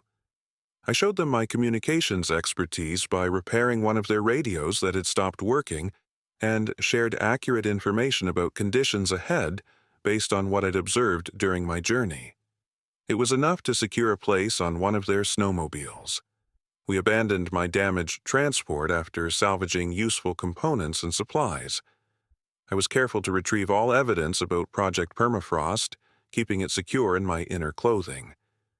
Then we continued south as a group, moving more slowly than I had in the transport, but with the significant advantage of multiple vehicles and shared resources. That evening, we made camp in the remains of a roadside restaurant that still had its second floor above the snow line. As we huddled around portable heaters, sharing rations and stories, I learned more about my new companions. They had come from different backgrounds: the wilderness guide, a retired military medic, a mechanical engineer, a teacher, a truck driver, and a college student who had been visiting his grandfather's rural property when the disaster struck. They had each survived the initial freeze through some combination of preparation, skill, and luck, eventually finding each other during their southward migration. Like me, they had noticed patterns in the disaster response that didn't make sense: selective evacuations, prioritization of certain facilities and populations, communications that suggested foreknowledge. "It's like some people got a memo the rest of us didn't," said Marcus, the mechanical engineer. "The military was moving equipment south 2 days before the eruptions. My brother works at a transport hub, saw it himself. Same with medical supplies," added Jensen, the medic. "The hospital where I volunteered received a massive shipment of cold weather medical equipment a week before. Administrator said it was a paperwork error. Then the eruptions happened, and suddenly we needed every bit of it." Their observations aligned with what I now knew to be true, but I remained cautious about sharing the full extent of my knowledge. These were still strangers, and the implications of what I carried were too significant to risk on uncertain trust. That night, as the others slept, I used my communications device to check if my data package had successfully deployed through the permafrost network. There was no way to confirm definitively, but I detected significant disruptions in their communication patterns. Frequencies that had previously carried regular transmissions were now sporadic or silent. Other channels showed unusual activity, rapid, encrypted bursts suggesting emergency protocols. It appeared my digital sabotage had had some effect, though whether it had revealed the truth to those within the network or simply caused operational chaos remained unclear. Either outcome served my purpose of disrupting their carefully orchestrated plan. The next morning, we continued our journey. The weather had moderated slightly, with temperatures rising to around -30 degrees, still lethal without protection, but less immediately dangerous than the extreme cold of previous days. The sky continued to clear as ash settled or dispersed, allowing more direct sunlight to reach the snow-covered landscape. By midday, we began to see signs of the Arizona facility on the horizon, a plume of steam visible against the blue sky, rising from what I knew to be geothermal vents. As we approached, I observed differences from the previous facility. The perimeter was less militarized with simple markers rather than security fencing. Greenhouses similar to those I'd seen before dominated one side, but they appeared more extensive and were arranged differently. Most notably, there were people visibly working outside, clearing snow, maintaining equipment, even what appeared to be children playing in a designated area. This wasn't the tightly controlled environment I'd escaped from. It seemed more like a functional community adapting to the new reality. We were met at the perimeter by a welcome party rather than armed guards. They carried weapons but kept them holstered, approaching with caution but not hostility. Their questions focused on practical matters, our health status, skills, immediate needs, rather than the invasive assessment I'd experienced previously. I identified myself as a telecommunications specialist who had come from another facility to the north, requesting to speak with whoever was in charge of their communication systems. After a brief consultation, we were all invited inside, first to a medical screening area, and then to what they called the Orientation Center. The Arizona facility had clearly been part of the Project Permafrost network. It had the same basic design and capabilities, but operated according to different protocols. People moved freely, information was shared openly, and decisions appeared to be made collectively rather than imposed from above. I was introduced to Dr. Elena Reyes, the facility director, who had been a climate scientist specializing in sustainable agriculture before taking charge here. Her approach immediately contrasted with Dr. Abernathy's cold utilitarianism. We believe survival isn't just about preserving human life, but human dignity, she explained as she showed us around. Yes, we had advance warning. Yes, we prepared while others couldn't. That creates an obligation, not a right to dictate. I listened carefully, looking for deception but finding consistency in everything I observed.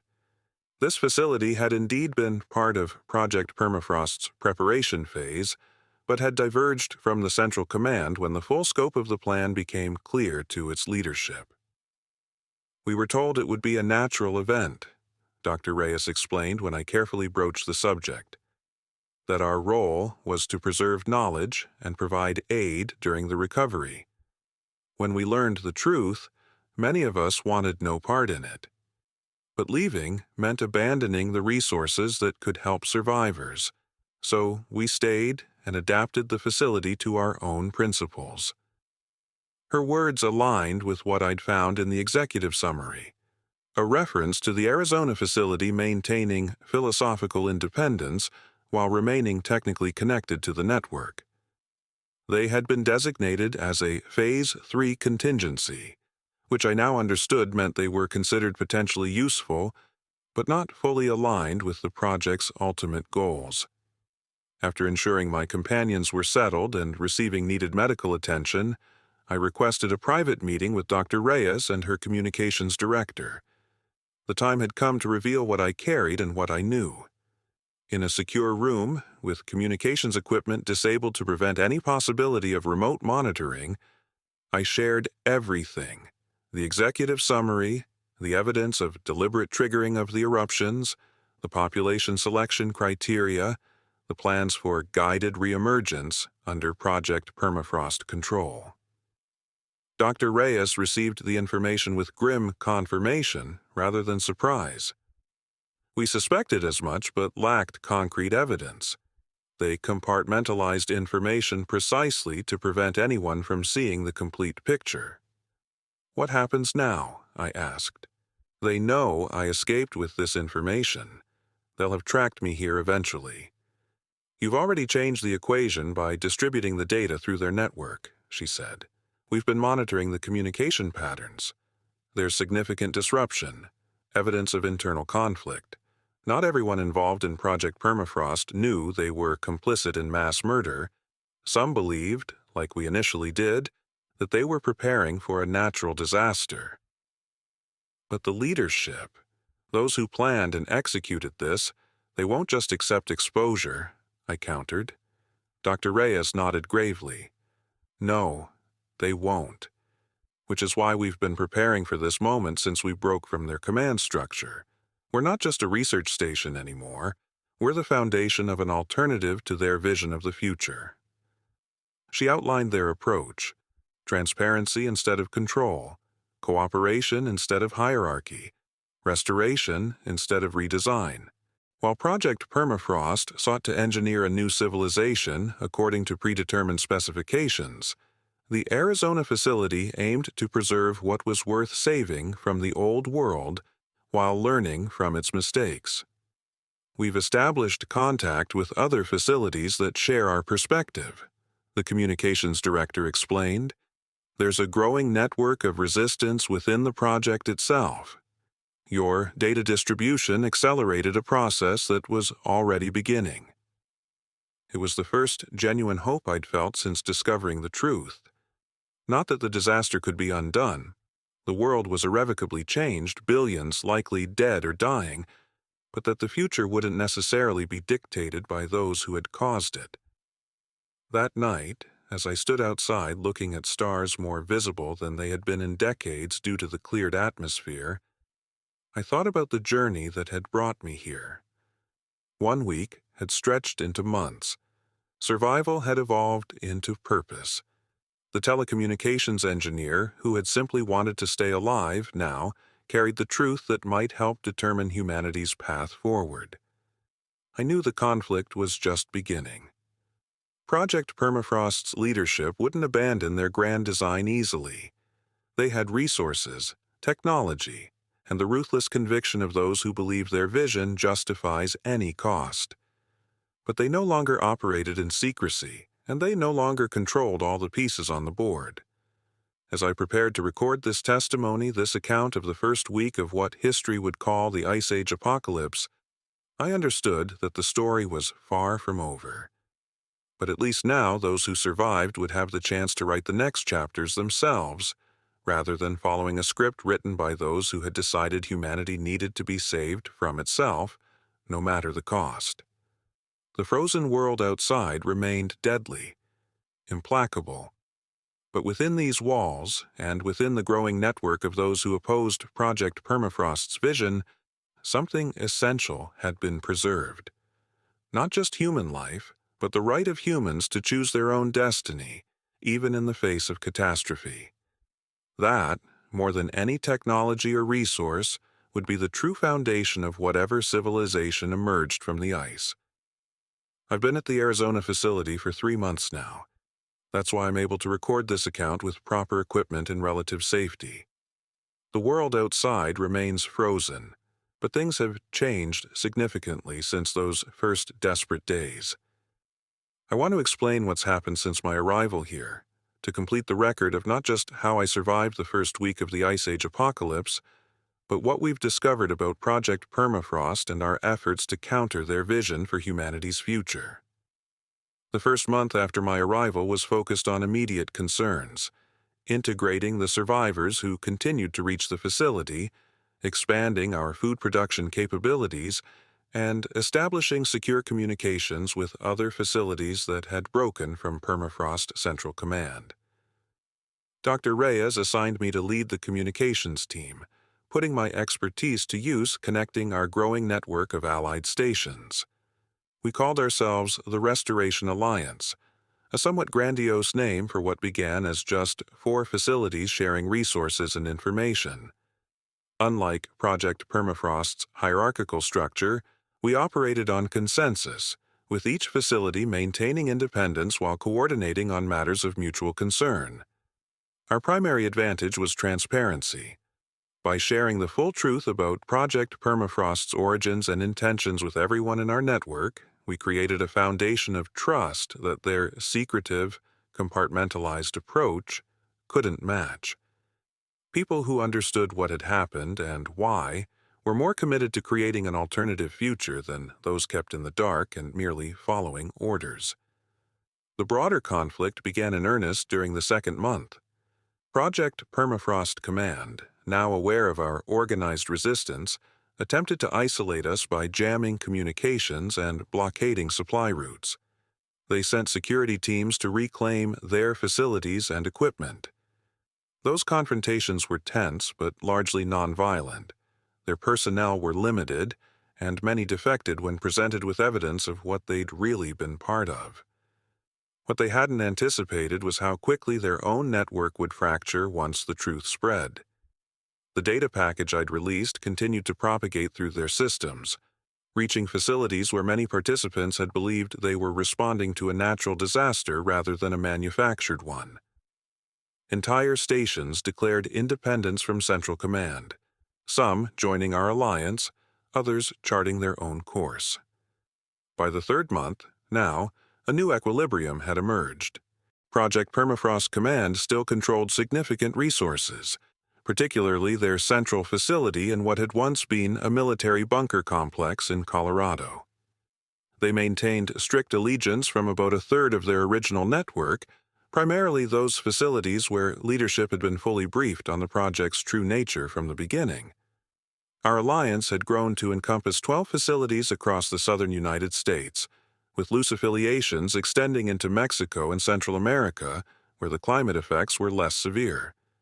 We had also established contact with independent survivor communities that had formed without permafrost resources, incorporating them into our information network and providing technical assistance where possible. The most significant development came 6 weeks ago, when we finally received confirmation that my parents were alive. Their research station in the southern Alaska had been among those evacuated by permafrost retrieval teams, specifically because of my mother's expertise in ecosystem adaptation. They had been relocated to a facility in the Pacific Northwest that recently joined our alliance. Our reunion via video communication was emotional but brief. Bandwidth remains limited, and every transmission carries the risk of interception. They were shocked to learn the truth about the disaster, but not entirely surprised. My mother had noticed anomalies in seismic data before the eruptions that suggested artificial triggering, though she hadn't been able to connect the broader pattern. Now I need to address the question that many of you watching this recording have probably been asking. What happens next? How does humanity recover from an engineered apocalypse that has likely killed billions and rendered much of the northern hemisphere temporarily uninhabitable? The truth is that no one knows for certain. The models Project Permafrost used to plan their reset projected a volcanic winter lasting between 5 and 10 years, with gradual warming thereafter. The most severe effects would remain concentrated in northern latitudes, with equatorial regions experiencing significant cooling but remaining habitable. Their plan, the one we're working to prevent, involved a carefully orchestrated guided reemergence, in which their facilities would form the nuclei of a new civilization designed according to their specifications. Population growth would be controlled through mandatory contraception protocols. Resource allocation would be centrally managed. Cultural and educational systems would be standardized to promote values deemed optimal for species sustainability. It was social engineering on a global scale, implemented without consent under the guise of necessary crisis management. Their justification remained consistent. The alternative was extinction through runaway climate change within a century. Whether their climate models were accurate is impossible for us to verify independently. The data they used, the assumptions they built into their projections, the alternatives they claimed to have considered, all exist only in their systems, potentially manipulated to support their conclusions. What we do know with certainty is that no group, regardless of their expertise or intentions, has the right to make that kind of decision for humanity as a whole. The fundamental principle of our alliance is that surviving humans must determine their own future collectively, with access to accurate information and without coercion. Our immediate goals are straightforward: continue expanding food production using the advanced greenhouse technologies developed by Project Permafrost, establish sustainable energy systems independent of their control, locate and assist surviving communities outside the facility network, and preserve knowledge that will be critical for rebuilding. The longer-term challenges are more complex. How do we rebuild governance systems when national boundaries have become meaningless? How do we prevent the concentration of power that would allow another Project Permafrost to emerge? How do we address the legitimate environmental concerns that motivated the project in the first place without resorting to their extreme measures? We don't have definitive answers to these questions yet. What we have instead is a commitment to finding those answers together through processes that respect human dignity and autonomy, even in the face of unprecedented crisis. There have been casualties in this struggle, both physical and philosophical. 2 weeks ago, we lost contact with our easternmost facility after a direct confrontation with permafrost security forces. We don't know if they were overcome or simply forced to go silent. Last month, one of our founding members left the Alliance, arguing that our democratic approach was too slow and inefficient for crisis conditions. These setbacks are painful, but not surprising. We're attempting something extraordinarily difficult: building a just society from the ashes of catastrophe, while actively opposed by those who believe humanity can only survive through top-down control. I've been reflecting lately on something Dr. Abernathy said during my detention at the first facility. She called me a resource, not an investigator. That perspective encapsulates the fundamental difference between Project Permafrost and our alliance. They see humans as means to an end, assets to be deployed in service of a predetermined vision. We see humans as ends in themselves, bearers of inherent dignity whose collective wisdom is our best hope for navigating an uncertain future. This philosophical distinction has practical implications for everything from how we distribute food to how we make decisions about technology deployment. It's why our facilities have no restricted areas, why all data is accessible to anyone who wants it, why leadership is rotational rather than fixed. The world outside remains hostile. Temperatures have stabilized but still average 20 to 30 degrees below historical norms across much of North America. Snow and ice continue to cover regions that haven't seen such conditions in recorded history. Infrastructure designed for temperate climates has failed catastrophically under the strain of extreme cold. Yet adaptation is occurring faster than anyone predicted.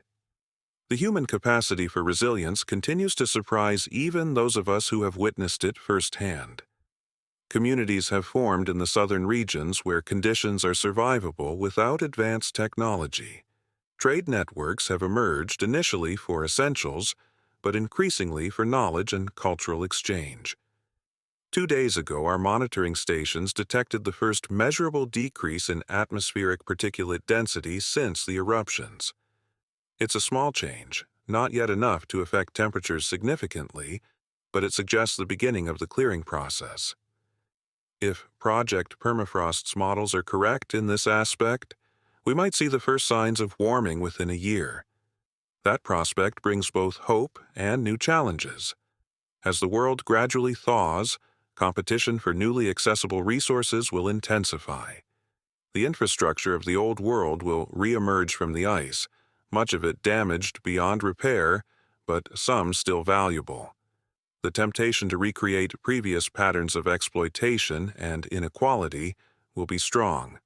Project Permafrost's leadership is undoubtedly planning for this phase already.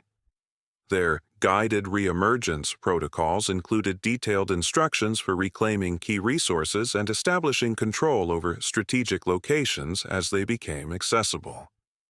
They've had years to prepare for a systematic reassertion of authority once conditions improve.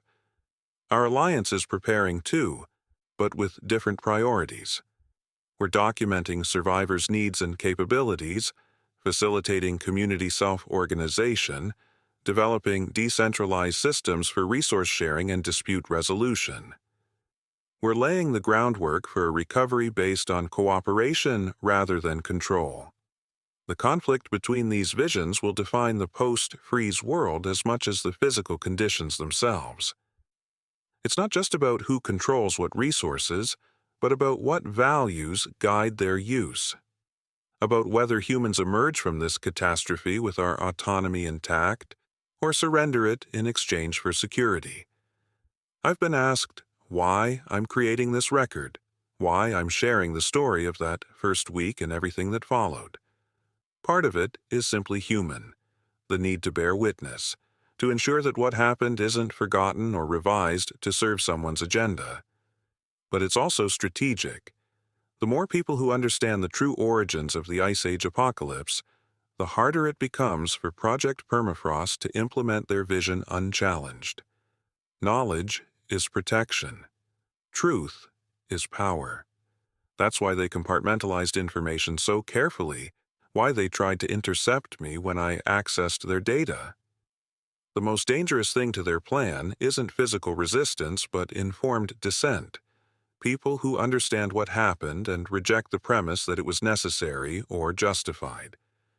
To those watching this who may be in permafrost facilities, I want to say, question what you've been told. Ask why certain information is classified. Consider whether those making decisions for you have earned the right to do so. And remember that no matter how dire the circumstances, choices made without consent cannot claim legitimacy. To those in independent communities struggling to survive, you are not alone. The network is growing. Connections are forming. The technologies and resources hoarded by Project Permafrost exist in multiple locations now, no longer under centralized control. Help is possible. Cooperation is happening.